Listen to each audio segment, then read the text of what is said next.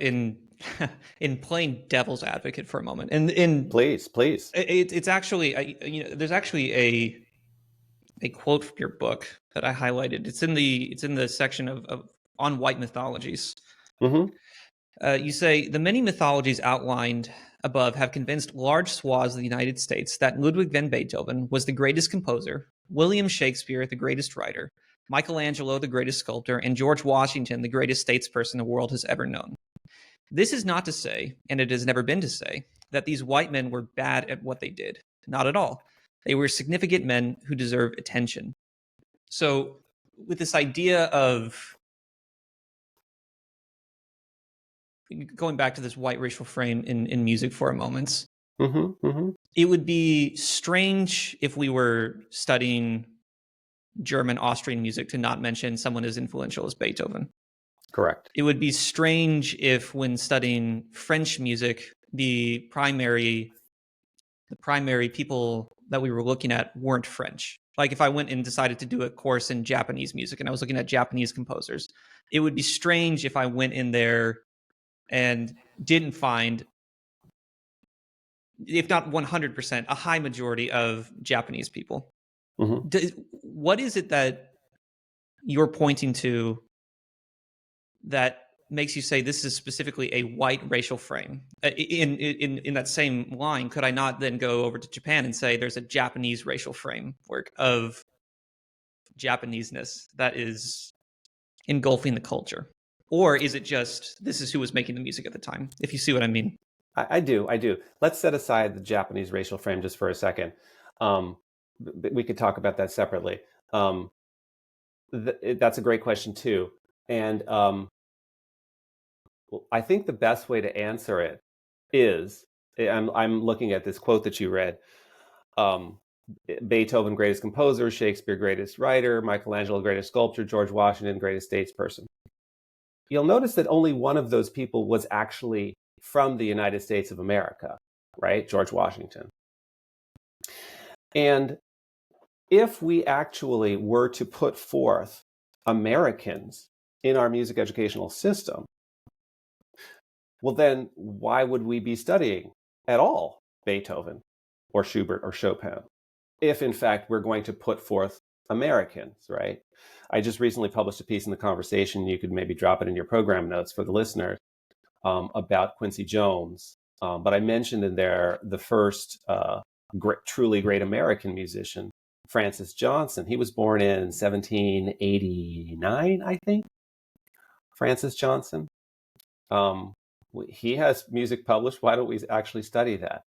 Well, because we're putting forth foreigners as the exemplar of the greatest music ever written. Oh, and would somebody actually have the temerity to suggest that list of 12 composers for Heinrich Schenker, it's coincidental that they were both white and male? Would somebody actually have the audacity? And German in that case, right? And German and pianists. Let's not forget that pianism is also the coin of the realm in music theory's white racial frame, right? The final fifth wheel, I would add, would be Christianity, if we wanted to go there. And I'm happy to go there because that is also part of how we have conceived of music in our music educational system. But to bring it back to anti-Blackness, because that's really where I'm focused right now, it is remarkable that in the United States, in our musical educational systems, we still have people who would want to base the entire curriculum on the 12 composers whom Heinrich Schenker thought were the greatest geniuses ever to have lived. And let's not forget, one of them was Domenico Scarlatti, okay? Not Alessandro, but Domenico. For some reason, Alessandro didn't make the cut, but Domenico did. But not Wagner and not Tchaikovsky. So in other words, Heinrich Schenker believed that Domenico Scarlatti was a better composer than Tchaikovsky and Wagner. That's very important for the listener. In other words, it's just a bunch of nonsense. It's nonsense. His list of 12 composers was nonsense, right? And we should just accept that for what it is. Now, the zero-sum people who would push back against Philip Ewell say they want to make it zero-sum. They'll say, oh, Philip thinks that those 12 composers were crappy composers. And Philip Ewell must be saying that, teaching Chopin or Beethoven is being racist. And that, of course, is ridiculous. I don't think any of those are crappy composers, and teaching them is obviously not racist. That's just silly, silly, silly words from silly people. And I think I've been very consternating to many conservative music theory and music education people, because I don't.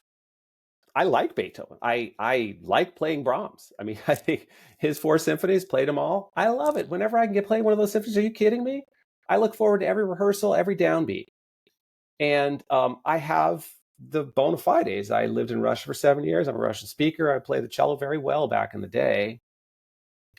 And I think it's very consternating to people to have somebody with a PhD from Yale talk about the nonsensical aspect of our music educational system, because it is nonsense to sit there and think that we can continue to basically shove Schubert and Chopin down our students' throats and telling them that this is what they should like if they don't, and this is what they should perpetrate if they don't. When in fact, we should allow our students more of a voice. We should listen to them more. We shouldn't be listening to people above us in the hierarchy. We should be listening to people below us in the hierarchy. And if students are all listening to the Winterreise of Schumann, Winterreise was Schubert, right? And I'm thinking of Dichterliebe, actually, the Schumann, which is a beautiful song cycle. And if they're all listening to that, well, then by golly, have a course on it and make a bit. But guess what? They're not. They're just not. And it's okay. There should be a path for students who want to study the German Lied. Absolutely. But to sit there and say they have to learn how to play the piano and they need to learn German language, well, that's part of the anti-Blackness, part of the anti-womanness, because all the people we're supposed to know were men, obviously. And that's what, frankly, is infuriating if we're speaking about music education, because it's a dereliction of duty as music educators, in my opinion. So, and correct me if I'm wrong, it sounds like you're not saying, or it sounds like you are saying that it's not an issue that we study these German Austrian composers, these French composers, these Italian composers, but you want to expand the literature, particularly because we're here in America and there's more history that we've recently had. You've got composers like Charles Dawson and his symphony. You have Florence Price and her works that's becoming more popular recently. There's there's additional composers that should be entered into the literature of study. Would that be Correct. fair to say? Correct, but one caveat. I'm all for expansion. That's correct. Yes, there is a lot of great music out there that we simply never studied because the person who wrote it was either Black or a woman, or both in the case of Julia Perry or Florence Price or Hazel Harrington, for example. No, not Hazel Harrington. I'm thinking of another composer who wrote a brilliant piano concerto, a Black woman. And her name is escaping me. Hazel Harrington was a Black woman pianist who played, I think, with the Berlin Philharmonic, first Black person to do that in the early 20th century. The caveat, even more important than the expansion, is pulling the genius, titan, great master composers off of the hallowed hilltop on which they still reside. They were placed up there by whiteness plus maleness in order to enshrine the power of whiteness plus maleness. And it was wrong when it happened. In the United States, it happened in the 19th century, right? The first musical institution I often cite is the New York Philharmonic, which started in 1842. First woman, Steffi Goldner, 1922. 80 years it took for them to hire a woman full-time. She was a harp player. The first non-white player, actually, I need to check this because there may have been another non-white player. The first Black player was Sanford Allen in 1962. That was 120 years after the New York Philharmonic was formed. Maybe there was another person of color before that, though. I should check that. Maybe a listener can find that out and get back to me. I'd be happy to hear. But our institutions started in the 19th century. And really what's extremely important, aside from expanding and actually taking in more music and telling our students that there's more stuff out there, is pulling those composers who were put up on that hallowed hilltop, sanctified, canonized, right? They're demigods. It's almost like Schubert just didn't drink water and go to the bathroom like everyone else because he was Schubert, right? Or Mozart, pulling them off of that hilltop and actually just treating them like the human being composers that they were. Uh, They were human beings and they wrote some interesting music. Great. We should study that. But if we actually believe, this gets back to the racial hierarchies and racial segregationism that I'm talking about, that I've really focused my career on over these last few years, which is that clearly, in fact, there's even a quote from Timothy Jackson in his response to my talk. I mean, responding to a 9-minute talk is a very strange thing to begin with, right? To have academic essays responding to a talk and then not inviting me to take part in a response is also, and then not peer reviewing. There were a lot of problems with that, and that's been written about a lot. Yeah, the right of reply. The right of reply, exactly, which was denied to me, and I believe it was denied to me because I'm Black. But he wrote something to the effect that, hey, Black composers have written some really great music, but they are not supreme geniuses like from the Western Canyon, right? He was very clear. So I give him credit for the honesty, because a lot of people believe that, but they don't have the courage to admit it. And he did. So good for him for that. I disagree. He's wrong. There's no question about that. But in other words, he's wrong in terms of racial hierarchies. It's ridiculous. And of course, many people would say, oh, it has nothing to do with race, nothing to do with gender. But I think I've been very effective at proving that that's just crazy. Of course it does. It absolutely does. And if we pull those composers down, treat them like humans, then the people who believe in the status quo will lose some power. German will lose power. Piano will lose power. Whiteness plus maleness and Christianity will lose a little power. And those are the battles happening in music. Hey, guess what, David? You know this as well as I do. Those are the battles happening in the United States of America. Well, let me, in the spirit of defending the ghost of the critics who have been lingering over this conversation. Please do. I love it. Let me try and steelman the best. Well, it won't be the best, but the let's call it the best form of this objection. It's not that we sell it. It would be a tragedy if Beethoven was the best we could do. That would mean that there was nothing left to explore under the sun, no more mountains to climb, nothing else to scale, nothing left to explore. It's not that Beethoven was the greatest composer. It wasn't that Shakespeare was the greatest poet. It wasn't that George Washington was the greatest political leader of all time. But because these people were so influential, not only for their time, but beyond their own time, it is important that we study these figures, not because they were white, not because they were male, but because of their influence that they had in history. What would you say to somebody who had this objection? Great question. I would focus like a laser beam on the word influential and in your question, because the question that I would ask in response is influential to whom or to what? Now, let's take George Washington. Well, influential in the history of the United States of America. Sure, point conceded. He was also very influential in owning slaves, right? As were the first, I read a statistic recently where 32 of the first 36 years of the country we had presidents who were literally white men from Virginia who owned slaves. So in the history of slave ownership, George Washington was very influential. But I don't think that that's what you're thinking about in your question. I think you're thinking about the statesperson aspect of George Washington and all the hagiographies that we tell ourselves about people like that, right? So immediately, if to a Black scholar of race, when somebody talks about the influence, well, I'd say, well, it's influential within a white supremacist patriarchy. That's a true statement. It is. But once the person might want to go beyond that and say, no, it's not about race and gender. It's actually just influential because of blah, blah, blah, words, gaslight.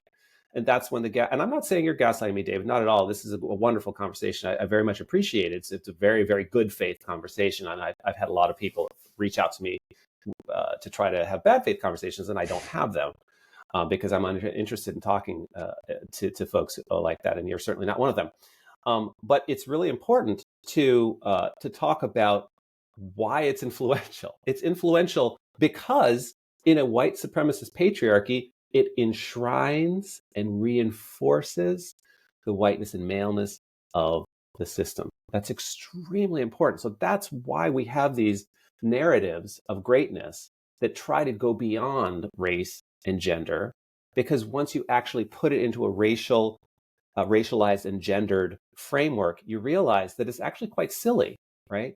I love talking about, George Washington in terms of owning slaves because he was really good at it. I love to talk about Thomas Jefferson in terms of creating more slaves by forcing himself sexually on his women slaves, which he did. We all know that. And he wrote about it. He said that literally in a letter to another English immigrant settler, high-ranking person. I think his name was Higgins, if I'm not mistaken, where he said, it's a mistake to stock your plantation with men. You should stock your plantation with women because they can produce more slaves. Yeah, we don't talk about that aspect of Thomas Jefferson, do we? Because it's not so nice. We talk about his writing the documents, the founding documents, which were very white framed, right? 3/5 compromise, fugitive slave clause, that's part of the original Constitution. Anti-Black elements of the original Constitution. And just the fact that the 55 people who wrote that document, or who signed it, right? I mean, it was written by James Madison, Alexander Hamilton. It was a Bill of Rights, I think. There were 55 white propertied men, about half of whom owned slaves. So if we can put it into that framework, well, then let's talk about influence, right? But the influence really, to me, it stops actually within the white supremacist patriarchy, because that's really what it was intended for. We could go back to Enlightenment thinkers who started to kind of pave the way in a post-feudal Europe to talk about we're shedding our monarchies, we're shedding the influence of the Catholic Church, and we're going to start talking about republics essentially. And there was some really interesting thought in Locke and Hobbes and Immanuel Kant. There were interesting writings. One part that's underexplored in the United States is how virulently anti-Black those authors were. All you got to do is look, and there it is. Savages from Africa, cannibals, brutes. No history there, no God, no law in these barbaric places where people who are not white live. It's actually pretty easy once you do it. But I think I answered that question. It was a great question.